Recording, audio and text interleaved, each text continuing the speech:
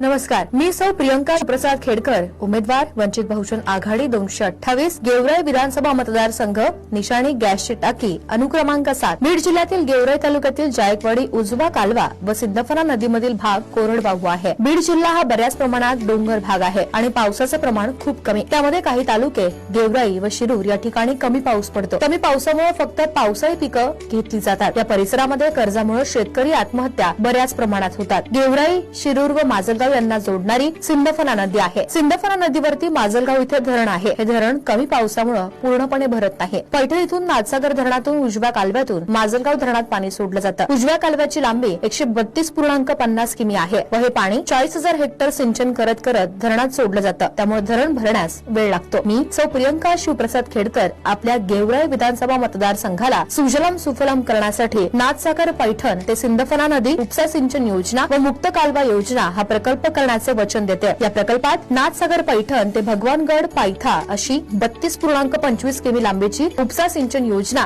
तसेच भगवानगड पायथा पासून थेट माजलगाव पर्यंत 78 किमी लांबीचा मुक्त कालवा प्रस्थापित केला जाऊ शकतो। हा मुक्त कालवा खरवंडी माजलगाव या रोडच्या लगत जात असल्यामुळे पूर्णपणे क्षेत्र ओलिताखाली येऊ शकतं। ही योजना पावसाळ्यात व उन्हाळ्यात दोन्ही वेळेस राबवली जाऊ शकते। पावसाळ्यामध्ये जायकवाडी धरण मधून वाया जाणारं पाणी सिद्धफणा नदीमध्ये वळून बंधारे व माजलगाव इथल्या धरणामध्ये सुद्धा भरले जाऊ शकते। ही योजना केल्यास शिरूर तालुक्यामधील 12 गावं 8,860 हेक्टर, माजलगाव तालुक्यामधील 25 गावं 5,750 हेक्टर व गेवराई तालुक्यामधील 100 पेक्षा जास्त गावं वाहेगाव, आमला, अनकोट, मालेगाव, बुद्रुक, अर्धपिंपरी, अर्धमसला, औरंगपूर, कुकडा, बाबुलतारा, बदलापूर, बऱ्हाणपूर, भडंगवाडी, भाट अंतरवली, भाटेपुरी, भेंड बुद्रुक, भेंड खुर्द, भेंड टाकळी, भोगलगाव, बोरी पिंपळगाव, ब्रह्मगाव, चकलांबा, चिखली, चोपड्याची वाडी, चोरपुरी, दामुनेक तांडा, देवपिंपरी, आराम, धारवंटा, दोंडराई, धुमेगाव, गाढेवाडी, गोंदी, गायकवाड, जळगाव, गंगावाडी, गौंडगाव, गेवराई, बाग पिंपळगाव, गोविंदवाडी, गुळस, हिरापूर, हिबरवाडी, इरगाव, हरलाल नाईक तांडा, शेकटा, जळगाव, जवारवाडी, जोडवाडी, काजळा, काजळाची वाडी, तांबी, माजरा, खडकी, खळेगाव, खांडवी, खेडा बुद्रुक, खेडावाडी, खोपटी, मिरजन, कोळगाव, कोमलवाडी, कोपरा, कुंभारवाडी, कुंभई, जळगाव, लोळदगाव, लोणाळा, लोणाळा तांडा, लुखामसला, महार टाकळी, मालेगाव ख, मालेगाव माजरा, माळ हिवरा, मनकापूर, मानमोडी, मनुबाई जावळा, मन्यारवाडी, मारफळा, मारुतीची वाडी, माटेगाव, मिरकळा, मुधापुरी, नांदलगाव, नांदपूर, निपाणी, जावळका, पाचेगाव, पाडळसिंगी, पांचाळेश्वर, पांढरवाडी, पाथरवाला बुद्रुक, पवळाची वाडी, पोखरी, राजपिंपरी, राक्षस भुवन, रामेश्वर, रामनगर, रामपुरी, रांजणी, रानमळा, रसुलाबाद, रोहितळ, खडकी, रुई, सैदापूर, साठेवाडी, शहाजहानपूर, चकला, शेकटा, शिंदेवाडी, श्रीपाद अंतरवाला, शिंपेगाव, सिंदखेड, सिंदफणा, चिंचोली, शिरसदेवी,